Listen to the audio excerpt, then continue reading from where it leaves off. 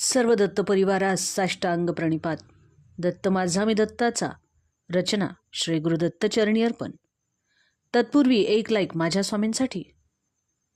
माऊलींनो, स्वामी आपल्याला अन्नदानाचे महत्त्व नेहमीच सांगतात.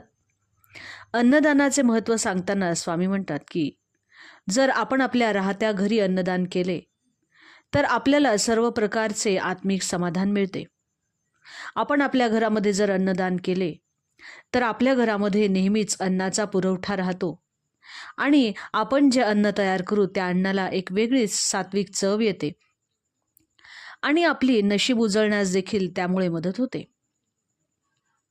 आपण जेव्हा दुपारच्या वेळेला जेवत असू तेव्हा आपल्या दारामध्ये कुणी जरी आले तरी आपण त्या व्यक्तीचा जात धर्म न बघता आपण त्याला आपलं तयार केलेल्या अन्नातले थोडे तरी अन्न वाढले पाहिजे, ते सुद्धा एक प्रकारचे अन्नदानच समजावे. आपण जर सतत अन्नदान करत राहिलो तर त्यामुळे आपला देह देखील पवित्र होतो.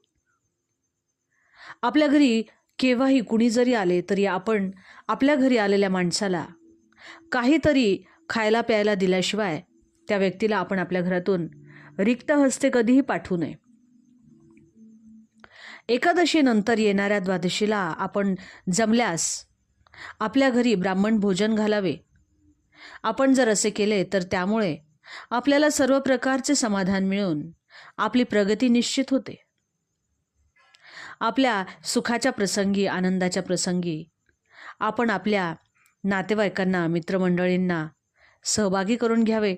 त्यामुळे त्यामधून सगळ्यांच्यामध्ये प्रेम निर्माण होते आणि आपण आपल्या घरी कुठलाही उत्सव जर केला तर आपण त्या उत्सवाची सांगताही नेहमीच मोठ्या प्रमाणात अन्नदान करून करावी.